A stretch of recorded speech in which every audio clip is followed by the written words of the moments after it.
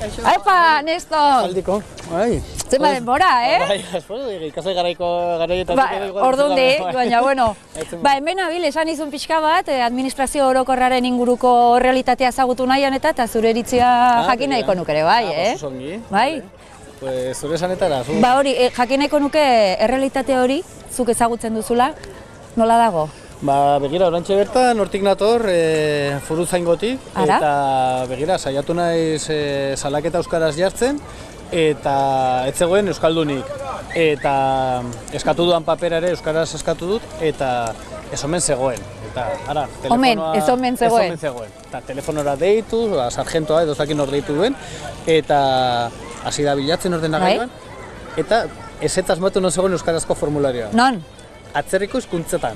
Ara, atzerriko hizkuntza, ez alda da gure hizkuntzetako bat. Pues atzerritarra gure herrian, hori da momentuz izan duguna. Guzti honen inguruan hitz egiten badugu, baina pixkat eguzki gutxiago dagoeleko batean. Alde zarren untzioan gara? Venga, guazen. Orain dela aste pare bat ere, saiatu ginen lagun batekin eta euskaraz hitz egiten, eta ez zegoen ezaren modurik ezan, baina bueno, nik uste du behintzat ja, ezakin nola egongo den asuntoa. Baina hezkuntzan bai gertatu zaidala, badara matzat 5 urte jarraian eskatuz hezkuntzako kontratuak interinoenak euskaraz egitea. Azkenean hori plantilla bat da, zerbait erraza, gero bakarrik sartu behar dituzte datuak, ezer gehiago gabe, eguneratuak, eta ez dago modurik. 5 urte eta ez dago modurik? Ez dago modurik. Eta iaz ere eskatu nuen, eta erantzuna gaztelera hutsean. Eman zidaten, naiz eta nire instantzia orokorra euskara hutsean. Orduan, hor orandikan, omen dago dekreturen bat edo agindu foralen bat edo zerbait oztopatzen duena euskara hutsean, idazterakoan euskara hutsean jasotzea erantzuna. Eta, bueno, nik uste dut olako gauzak plantillanak, gauzak aldatzen direnak, hori egiteko erraza. Eta egin beharko lukete. Eta herritar batek horrelako egoeren aurrean, ze sentitzen du? Claro, berez legea ez dago gure alde, ezin dugu salaketa judizialik ipini. Hor badaude agindu foral batzuk, legedi batzuk guztiaren gainean, gure eskubideen gainetik daudenak, eta horren aurrean, gertatzen zaigun aukera bakarra da, naiz eta gure lan ez izan, zeren herritarrok gure eskubideak izan baditugu eta horren jakitun izan da ere, baina badugu horma legala bat, zeinaren kontra eta berriz jotzen dugun, eta geratzen zaigun bakarra, zoritxarrez da, behin eta berriz, urte batetik bestera. Kexa bat ofiziala, kexa bat eskubideen behatokiara edo... Behatokira ere jo duzu? Bai, kasu honekin, bai, 2 urte uste dut edo 3 ere bai, eta bueno, irailean sinatuko dugu kontratua berriz ere. Eta ez dakizu oraindik ze hizkuntzatan sinatuko duzu? Eta nire bilurra da enegarren aldiz gaztelera hutsean izango direla kontratuak. Jo, Nestor, bada etengabeko mezu bat eskatzen zaiguna eta esaten duguna. Gure hizkuntzan egin dezagun lehenengo pauso hori, ezta? Erabil dezagun gure hizkuntza, baina gero traba behin da berriz? Bai, sortea hau da loteria bezala da. Baukazu, 100 bat, toka dakizun pertsona euskaldun bat administrazio orokorrean. Nik uste dut hala ere, orain bai, zirkuitu elebidunak sortu ez baldin badira ere, baina azken aldi honetan administrazioa gerturatu naizen guztietan, euskaraz hitz egiteko aukera izan dut. Izan duz, osea, gauzak aldatzen ari dira. Bai, batzutan inkluso eskatu gabe, zuzenean euskaldun atzegoena euskaraz hartatzeko. Eta hola tokatzen ez denean, nola jokatu behar dugu? Bigarren aukera da, bakizu, euskaldunak ez gara asko, eta pixkat elkar ezagutzen dugu, eta askotan, bakizu, ogasunera noanean, adibidez, horre Iturraman, Ezkirautzkalean, badakit badagoela tipo bat euskalduna, lehenengo lehiatilean, eta arat zuzenean noa. Lokalizatuak dituzu, zurekin komunikazioa euskaraz eman dizazuketen pertsona horiek. Baina, hori denek ezakite, eta gainera ez baldin baute kartela, ez baldin badu identifikatuta, eta ez baldin badago zirkuitu osoa gero egina. Eta nola baloratzen duzu orduan, administrazioan lan egiteko, euskara ezagutu behar ez izate hori? Ozkirria. Bai. Bai, lotxagarria da, gainera nik uste dut Nafarroa komunitate elebidun bakarra da zeinean olako gauzak entzuten diren, ezta? Hau da, badirudi eskatzen dizutenean ikasketa baten bat ari zarela marginatzen, ez? Guztia, baina denok dakigu, medikoa izateko, musika irakasle izateko, edozein lanbide izateko gutxieneko batzuk eskatzen dizkizute, ez? Eta, bueno, hau da, beste gutxieneko bat, ez? Baldintza batzuk, bete behar administrazio lan egiteko eta euskaraz jakitea, edo beste baldintza bat gehiago izan beharko luke. Bertako hizkuntza izanik, ezta? Nestor, komentatu duzu zirkuitoa. Zer dira zirkuitoak? Badakigu, egungo egoera politiko zein soziolinguistikoan eskatzea administrazioan sartuko diren langile guztiei euskara eskatzea egokiena litzateke, baina ez dakit sobera realista den dugun egoerarekin. Bada. Baina, nik uste dut administrazioak dituen oinarriekin eta dituen egungo langileekin euskaraz hartatua izatea eskaeratik erantzun arte posible litzatekeela. Bueno, ari zaraia ere beste ikuspuntu bat, argia ikusten pixka bat, erakusten? Bai. Baina, gaur bertan ere, Iruñeko udalean gestio bat egin behar izan dut, eta zuzenean eman didate papera gazteleraz. Naiz eta euskarazko plantilla bazuten. Eskaini ere ez didate egin, eskatu behar izan dut. Orduan, hori ere langileek agindu garbiak, administrazioaren partetik, agindu garbiak gehi babes legala izan behar dute, edo gogoa, momentu zoren gogoa. Baina, baldin baituzte agindu garbiak jendeari euskaraz eskaintzen alzaizkiola paperak eta gainera babes legala baldin badute ere bai, gaitzerdi. Plazerra da, Bai, egia esan. Zurekin hola tartetxo bat eukitzea. Eskerrik asko, Nestor. Zuri, aizu. Zanen dugu elkarren berriro ere, Zirrenik, Iruña eta Euskal Herria ez da soberania. Ez, baina, eskerrik asko, benetan. Musuparea, eta egonen bara, bai? Bale? Ja, etxera erretiratuko naiz, bale? Eskerrik asko, aio!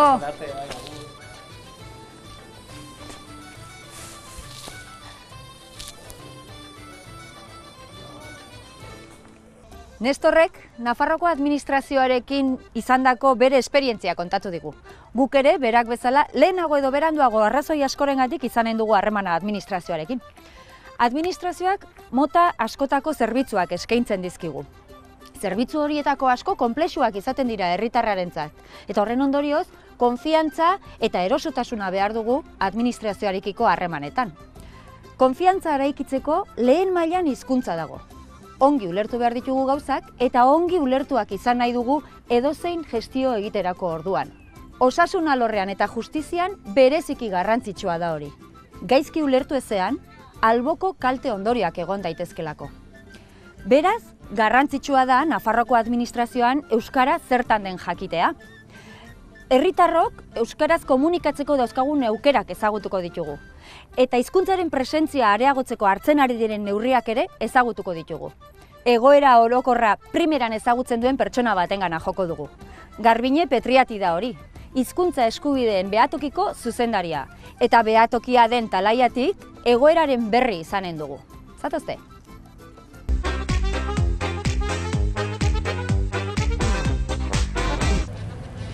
Garbine, behatokiko zuzendari zaren talaia horretatik. Nafarroako administrazio orokorraren egoera zein da? Gaur egun Nafarroan euskaraz bizi nahi duen herritarrak zail duela.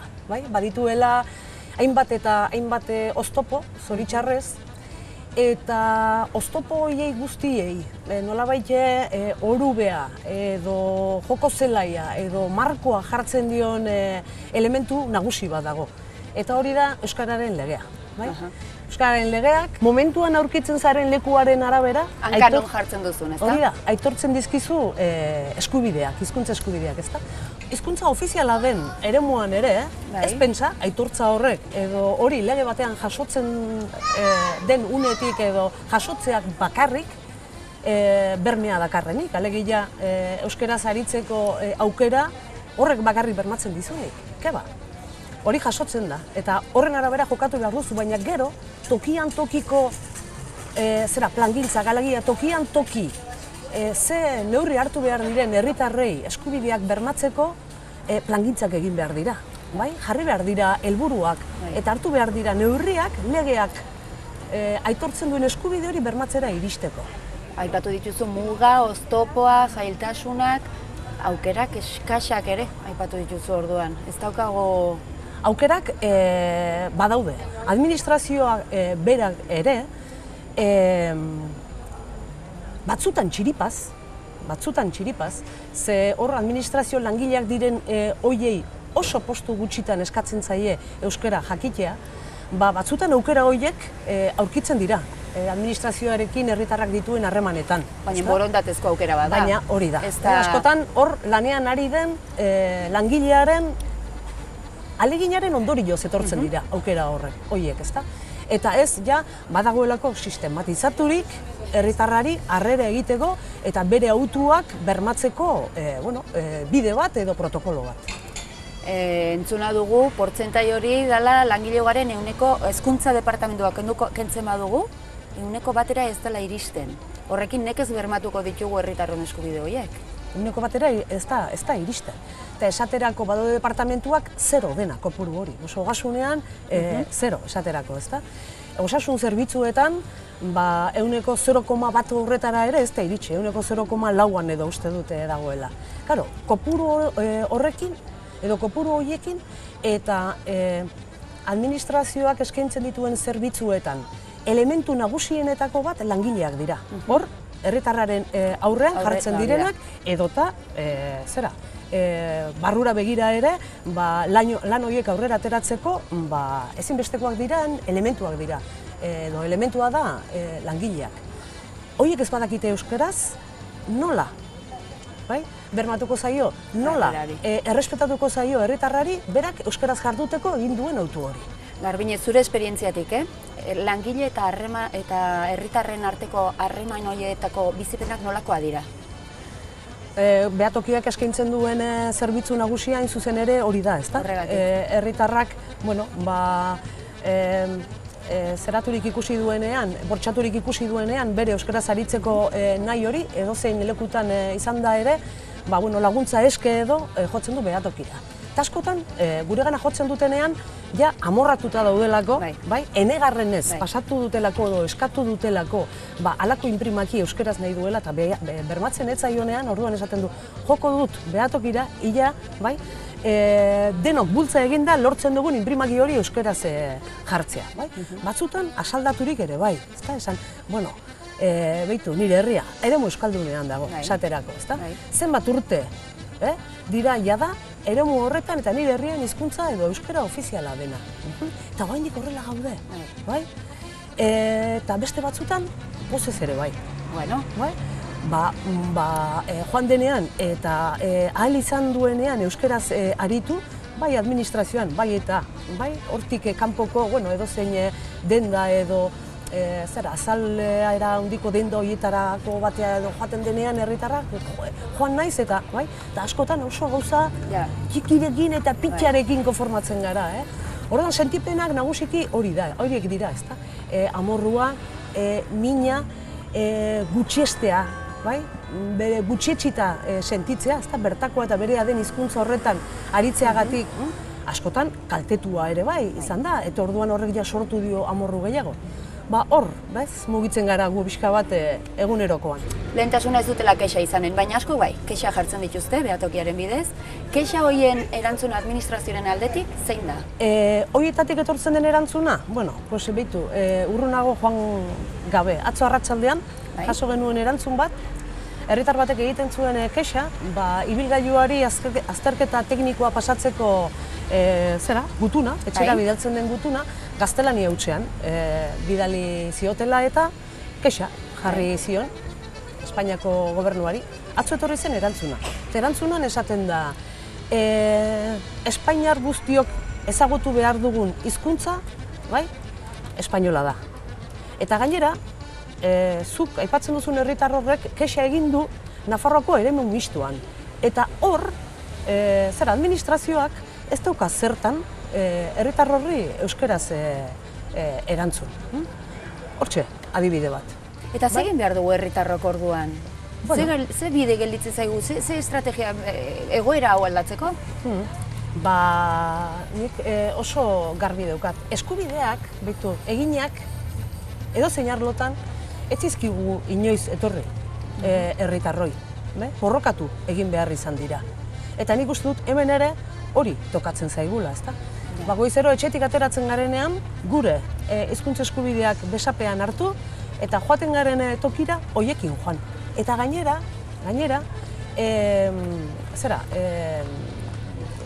poza ere sentitzen da, edo eta harrotasuna ere bai, zenbaitetan, ze horrela jokatuz gero, gauzak aldatzea lortu egiten da, bai? Egoera askotan, estres linguistikoa ere sortzen da. Zer da estres linguistikoa? Bai, adibide batekin zehatuko dizut, azalduko dizut, eta aste honetako adibidea da. Herritar bat jarri da harremanetan, hemen Nafarroko, Iruñako hizkuntza eskolarekin. Eta euskeraz jarri da harremanetan. Bueltan jaso duena izan da, perdona, la persona que habla euskera, alegia, hemen lan egiten duen eta euskeraz dakien langilea, astelehen arte ez da egonen. 4 egun falta ziren astelena iristeko. Orduan, zerbait nahi balin baduzu, edo presa balin badaukazu, espainolez hitz egin didazu, edo hitz egin beharko didazu, edo bestela astelenean jarri gurekin harremanetan. Hori da pertsona horrek jaso duen erantzuna. Hurrengoan zer egingo du? Bai? Karo, eragiten dio bere hautaketan. Karo, eragiten dio, baina bete-betean. Edo bulego batera sartzen denean, edo zeinetara, edo denda batean sartzen denean, herritar bat edo zeinetara, egiten duen lehenengo tak bere buruarekiko bakarrizketa hori, ez? Esan, honek ote daki, ez ote daki. Egiten balin badut, edo eskatzen balin badut euskeraz egitea, nabarmen gelditzen dena, ni naiz, zeren inguruko guztiak, eta horre txoiten ari den hilara hori guztia, nik gelditzen balin badut, begiak enigan jarriko di, hori guztia sentitzen du herritar batek, edo nora joan, eta bere nahi hori bete nahi duenean, euskeraz aritzea nahi duenean, ezta? Argazki ederra jarri jazu. Ederra, esan nahi dut, zabala eman diazulako, ederra ez dakitan, ez dut uste, baina edertasun puntu batera iristen garen. Hori da, bai, horretarako pixkat argazki hori, edo argazki gris horri, pixkanaka kolorea ematen. Urratxez urratx, pausoz pauso, diosun bezala. Hori da, eta urratx horiek emateko laguntza eta bide lagun eta babes eskaintzeko dago behatokia. Eskerrik asko, Garbine, behatokira joko dugu. Eskerrik asko eta nahi duzuen arte. Fermintxo Zabaltza administrazioko langilea da, itzultzailea alegia, eta lanpostu horretatik egoeraren berri badu. Gainera, administrazioa euskaraz taldeko kidea da, eta erakunde horretatik lan egiten du administrazioan egoera hobetzeko. Ea ze kontatzen digun.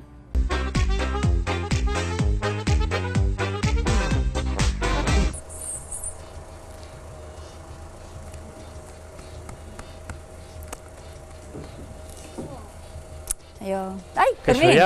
Aprobetxatu dut. Bukatu duzu? Bai, bukatu dut. Listo, ez dizu denboraz fokenduko, galdera batzuk eta listo. Mira, administrazioaren inguruan, euskararen egoera administrazioa nolakoa den, euskaldunok nola asetzen gaitu administrazioa? Gure komunikazio beharroiek nola asetzen ditu? Nik uste dut ez ditula asetzen, ez gutxo gora bera, oso leku gutxitan, ez? Nik uste dut hezkuntzan, euskarazko ikastetxetan, eta ez dakit, berba da administrazioan, toki euskaldunetako udaletxe batzutan, eta, holaxe, adibidez hemen, Ogasunean gaude, Ogasuneko bulegoen parean, ez dago lanpostu bakar bat ere, jendeari arreta emateko euskarazko perfila duenik. Bat ere ez? Ez, badira euskalduna, baina, kasualitatez. Zu itzultzailea zara? Bai, itzultzailea nahi. Bale, adibidez, kontratazioak egiterako garaian, hizkuntza irizpideak ere ez dira kontuan hartzen, baina langileak mugitu izan dira. Egon dira iniziatibak. Nolako iniziatibak izan dira? Egia esan, nik uste dut, iniziatiba gehiago zela, ni administrazioan sartu aurretik, orain nik uste dut ez dagoela mugimendu handirik. Baina, adibidez, esan duzu, kontratazioetan ez dela irizpide handirik. Nik esan dizut, adibidez, aldaketa politikoa gertatu zenetik, adibidez, Nafarroko gobernuan uste dut, 52 lan deialdi izan dira, hezkuntzakoak kenduta, bitan euskara baloratu da, 50 ez. Iruñeko udalean ere, ez dakit 50 piko lan deialdi izan dira, 50 ez da euskara baloratu. Hori da dagoen hizkuntza irizpidea. Zer egin beharko genuke administrazio hau euskaldundu ahal izateko? Bueno, ez da penizilina asmatzea, baina argi dago hizkuntza eskakizunak jarri lanpostuei, eta gero hizkuntza eskakizunik ez duten lanpostuetan euskararen ezagutza behintzat baloratu. Eta, esan dizuan bezala, euskararen balorazioa askotan, gehienetan zero da. Fermintxo, zu itzultzailea zara? Bai. Eta ze itzulpen politika erabiltzen da, edo maten da? Nik esan nuke orain arte ez dela izan. Orain ari dira horretan, baina nik esan nuke orain arte ez dela izan. Besterik gabe, gure lanik handiena da boletina itzultzea, aldizkari ofiziala itzultzea, eta gure indarrak hortan ematen ditugu. Eta hortaz aparte, orain hasi gara ez lehendik ere bai, baina orain ja handitu da lan hori, eraguzietako folletoak eta iragarkiak eta informazioa itzultzen, bai. Eta baduzu hola atentzioa deituko liguken adibiderik edo itzulpen zerbitzu guzti honetan? Nire ustez, itzulpena ez da hizkuntza politika, luke izan beharko hizkuntza politika baten oinarria, ez? Eta beste neurri batzuk hartu behar dira, ez? Eta, adibidez, momentu honetan askotan euskara bideak, bidaltzen zigu txostenak eta bestelako idazkiak guk euskara ditzagun. Euskara bideak zuei euskara ditzazuen? Bai, hori da, gu euskara bideko langilea gara, baina euskara bidetik, euskara bidean gauza asko, idazki asko erderaz produzitzen dira, gero txosten horiek eta kontu hartzaile eta legelari erdaldunek aztertu behar dituztelako, eta orduan erderaz produzitzen dituzte, langile horiek aztertzen dituzte, eta ondoren guk euskaratu behar ditugu.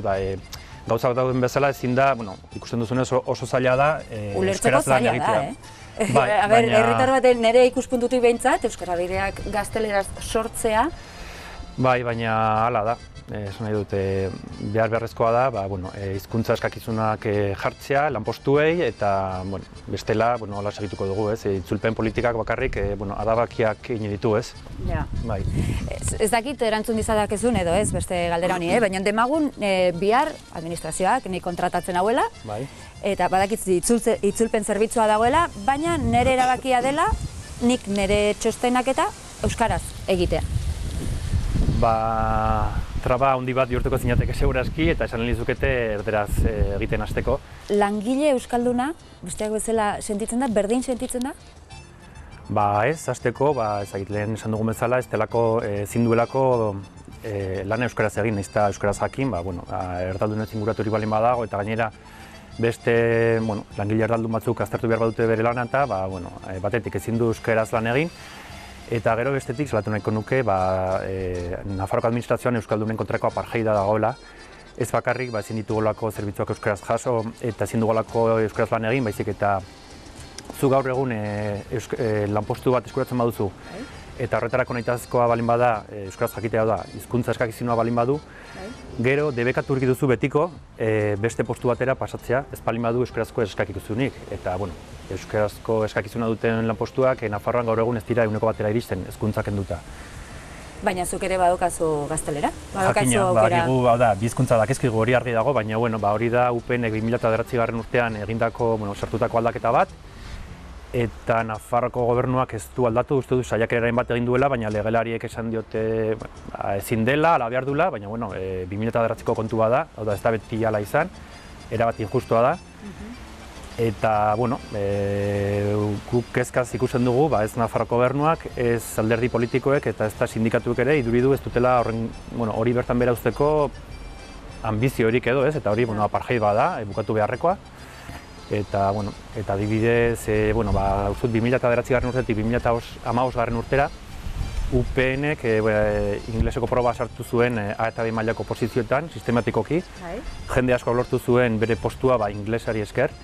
Eta gero jende horrek ez du inolako mugarik beste postu batzutera aldatzeko, jakina, badakite erderaz, ez? Eta euskaraz dakitenei, baina zure posturako euskera nahitazkoa bazen jaztizute uzten. Eta, hemendik dei bat egineko nioke, injustizia horri bukara emateko. Fermin, ez dizu denbora askorik kenduko, badakit gozetu atera zarela, mila esker. Bale, eskerrik asko. Gero arte, aio. Administrazioaz ari garenean, funtzio publikoko langileez ari gara. haiek izan dira orain arte euskarari lekua egin diotenak beren borondatez. Hizkuntza eskakizunik apenas ez badago ere, funtzionario euskaldunak eta euskaltzaleak egin dio euskarari lekua bere aukeren arabera. Langileen ordezkariak dira sindikatuak, eta Nafarroan pisu handia duten ELA eta LABeko sindikalistekin egonen gara. Ea ze iritzi duten administrazioaren euskalduntzeaz, langileen ikuspuntutik.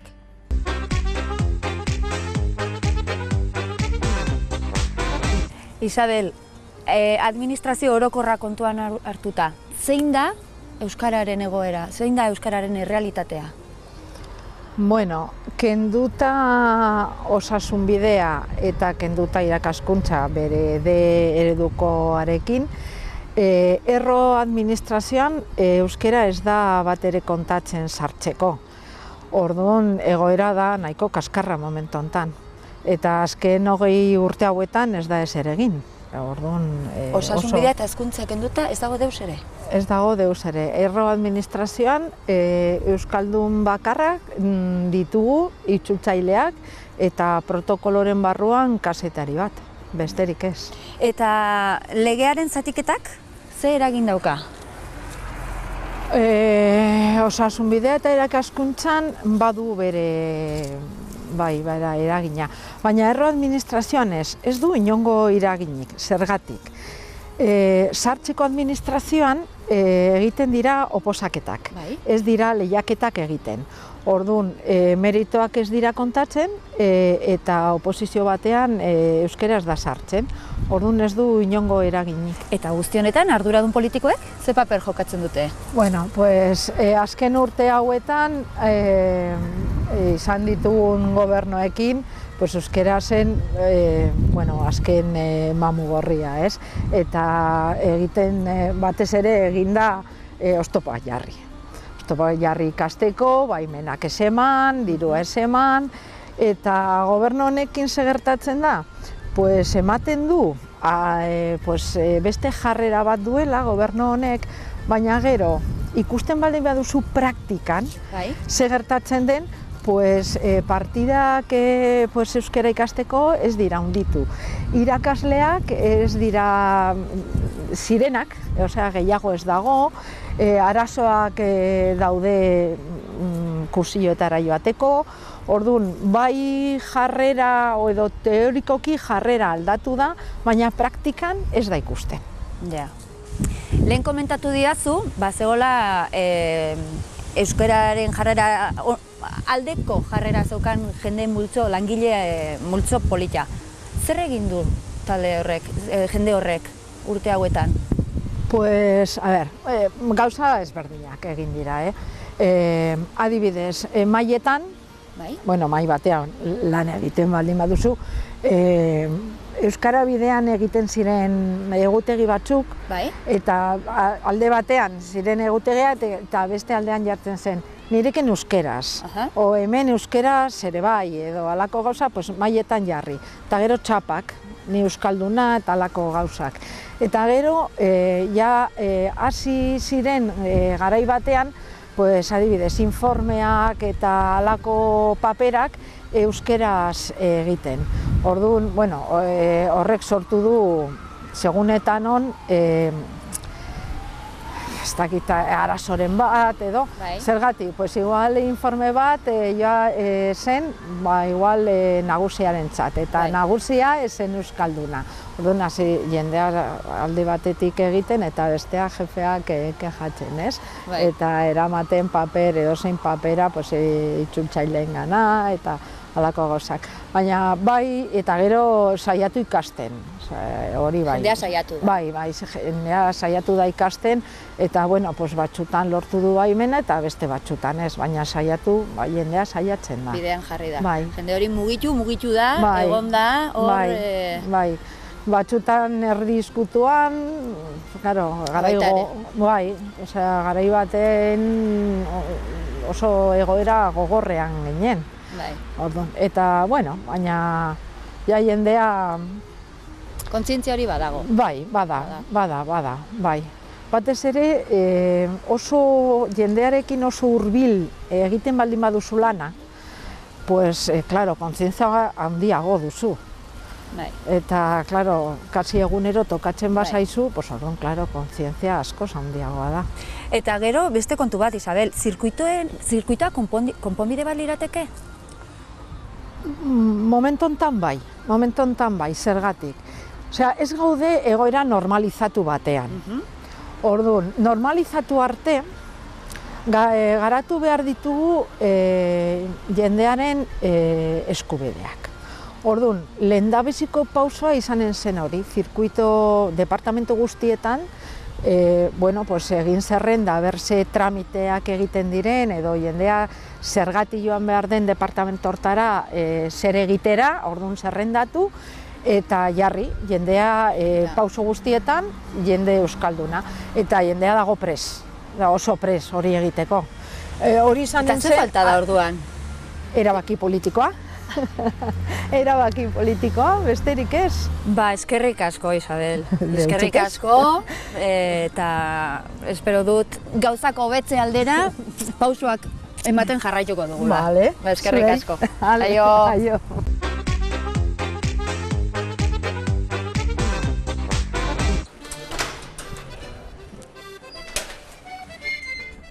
Kaixo. Ainoa? Egunon, bai. Kaixo. Anabel, naiz. Bai, zure bilen administrazio orokorraren inguruko programarekin gabiltza, eta jaso izan dugunaren arabera egoera eskasa da administrazio orokorran, eta horren inguruan galdetu nahi nizun, zer egin daiteke egoerari hobetzeko? Egoera hori hobetzeko, gauza piloa egin daiteke, eta nik uste une hau, orain duguna, aprobetxatu beharra dagoela. Eta zeintzu dira egin daitezkeen gauza horiek? Lehendabizi? Inbertsioa ekonomikoa erabatekoa da, badago plangintza bat, momentu honetan dekretu bat dago, hor onartu beharrekoa, eta guk behintzat baiezko eman dioguna, eskasa da erabat, baina ere... Dekretua bera? Dekretua oso eskasa da, baina konparatzen badugu orain dugun egoerarekin aurrera pausu bada. Inbertsioa diozu? Ekonomikoa. Ekonomikoa, zer gehiago? Inbertsio ekonomikoa eta langilei aukera eman behar zaie euskara ikasteko. Momentu honetan, aukerak oso eskasak dira. Zergatik ez dagoelako nork ordezkatu langile horiek. Guzti honi buruz hitz egiteko minutu batzu eskaintzen baizkiazu? Bai, tartetxo bat. Bale, eskerrik asko. Ainoa, eta zein da egoera honen aurrean sindikalgintzaren zeregina? Gure ustez, alde batetik bermatu behar ditugula langileen eskubideak, hori da, azken batean sindikatu bat gara, eta ezin dugu ahaztu administrazio honetan langileak aurkeztu direla oposaketa batzuetara, eta prozesu selektibo gehienetan oso gogorra pasatu ondoren lanpostu bat lortu dutela. Lanpostu hauetan ez den baldintza euskara jakitea. Kontua da guk era berean, alde batetik langilearen defentsa egin behar dugula, baina baita herritarrarena ere. Herritar guztiok eskubidea dugu Nafarroako bi hizkuntzetan atendituak izateko. Orduan, berdin dio, kaparra oson bizi edo lakuntzan bizi. Aukera bera izan behar dugu. Orduan, administrazio batean egongo dira behar bat erdaldunak eta egongo dira euskaldunak. Eta hori bai, hemendik aurrera, ateratzen diren oposaketetan, egin beharko da plangintza, eta hori dekretu honek bai zehazten du departamentu bakoitzak ze behar izan behar duen, eta horren arabera jarraituko dugu eta aterako dugu. Hori bai, profilak ere izan behar dute, gure ustez, nolabait orekatuak, ezin zaio eskatu, adibidez, bat, administrari, laguntzaile bati, eta gero bere buruari ez eskatu edo eskatu be bat. Lehen aipatu duzu, etzela baldintza euskara lehen. Eta orain hemendik aurrera jarri beharko litzatekeela, oreka batean edo, baina funtzionario izatea ez da eskubide bat. Asko jota aukera bat izan litzateke.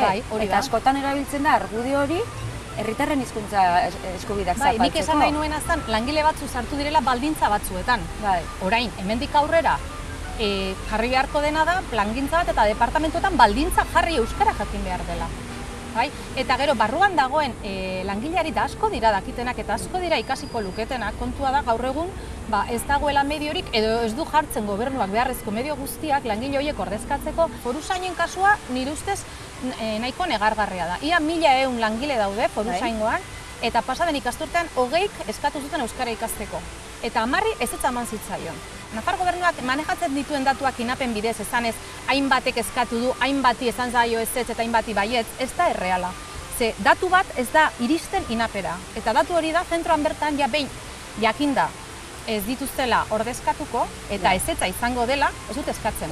Eskaera ez da egiten. Ez da egiten, ja zabaldu Ondorioa badago. bada.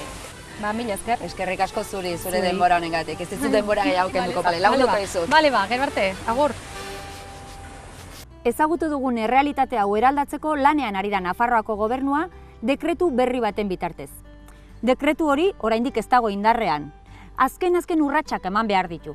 Hala ere, Ana Ollo kontseilariarekin egin dugu hitzordua, dekretu honen sortze prozesua nolakoa izan den jakiteko eta Nafar euskaldunon bizimodua zertan hobetuko den jakiteko.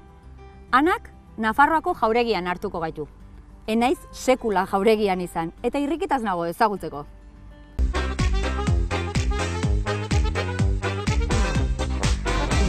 Ana, dekretua hitz egingo dugu pixka bat, zeintzu dira ezaugarri nagusiak? Bueno, alde batetik, ze egoera aurkitu genuen, badugu dekretu bat, oraingoz dekretua da murritzaileenak. Gu pentsatu genuen aldatu behar du genuela. Hori, Nafar euskalduen eskubideak bermatzeko. Eta orduan, ze irizpidea dira? Bueno, oso progresiboa da, planifikatua, dekretu planifikatua.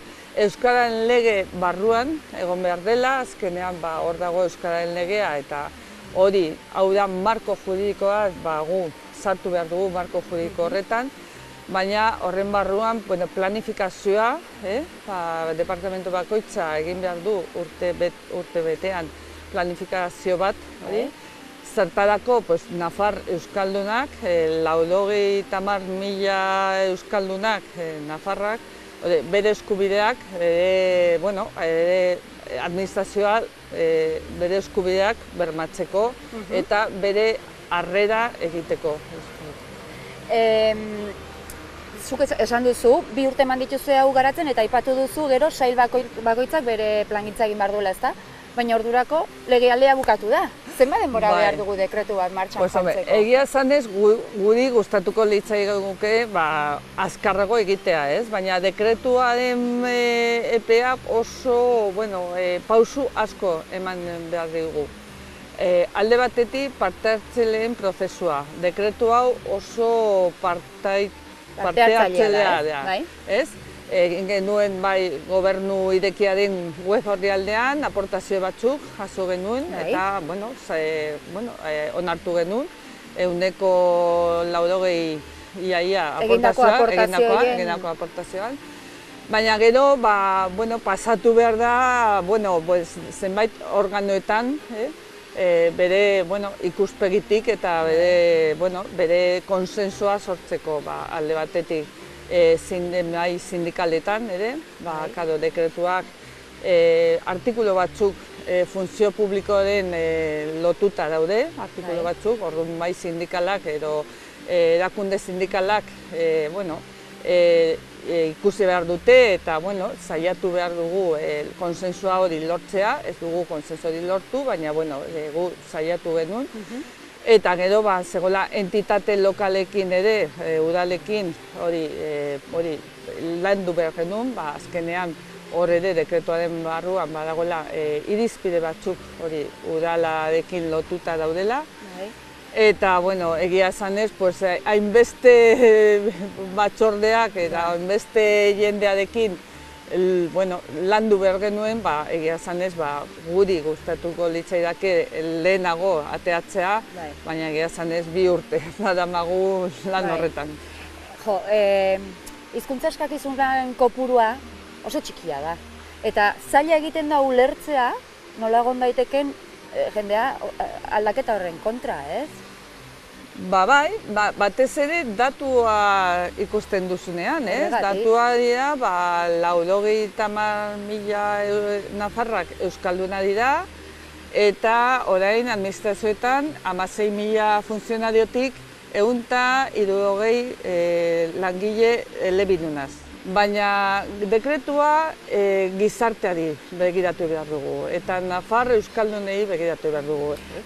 Ana, dekretu hau garatzerako orduan, aipatzen duzu legea ere askotan, oztoporik handiena zein da, legea lau alderdien arteko adostasun falta hori, edo oposizioaren zalaparta eta? Bueno, nik uste dut lau alderdiak,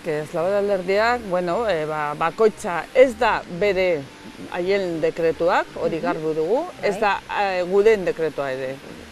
Niri gustatuko litzaidake beste dekretu bat ateatzea, noski baiet, baina egia da, egoera eta larria da eta ateatzen gara hori basamortutik, ez?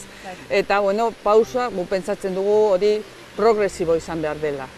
Hizkuntz politika eta beste politika ere bai, baina hizkuntz politika progresibo izan behar dela, bestela gizartea batzutan ez dute ulertzen, ez? Pauso oso ez dakit radikalak edo hori.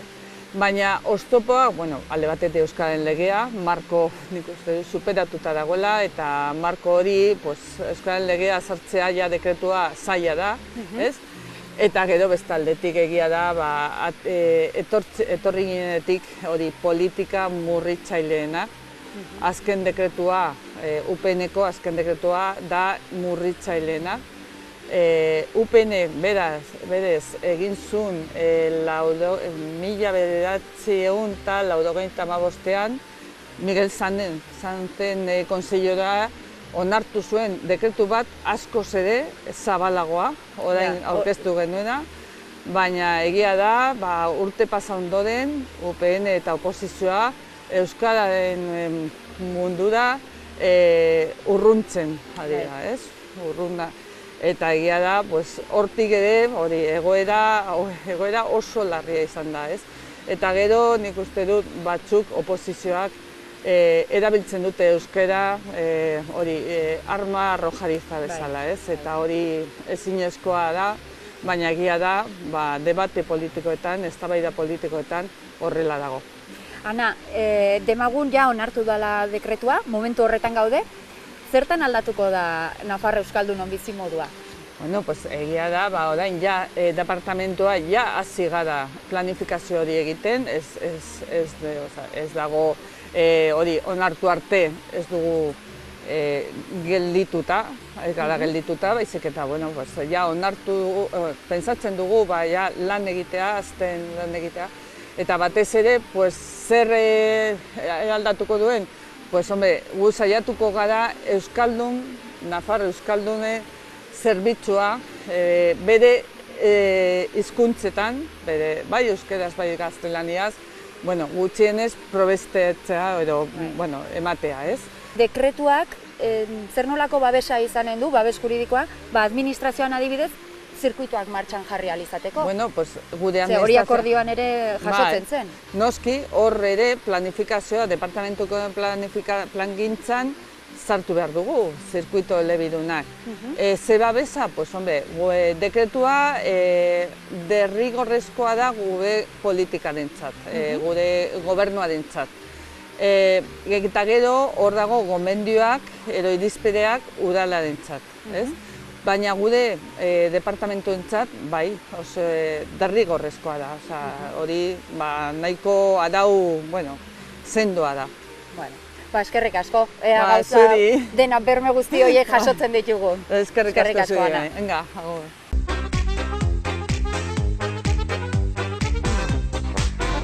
Baskoentzaren legeak baldintzatutako dekretuak gauzak aldatu egingo ditu indarrean sartzen denean. Eta hori legealdiko azken urtean izanen da. Hala ere, legeak ezartzen duen markoaren barruan kokatzeak, aukerak desente mugatuko digu kontseilariak zioen bezala. Euskaldunok gure eskubideak aldarrikatzen jarraitu behar dugu. Eta oraindik ere ikusiko dugu gure eskubideak urratu egiten direla. Zirkuitoak antolatzeko aukera irabazten badugu, agian aukera gehiago izanen dugu administrazioarekin euskaraz komunikatzeko. Hala bedi!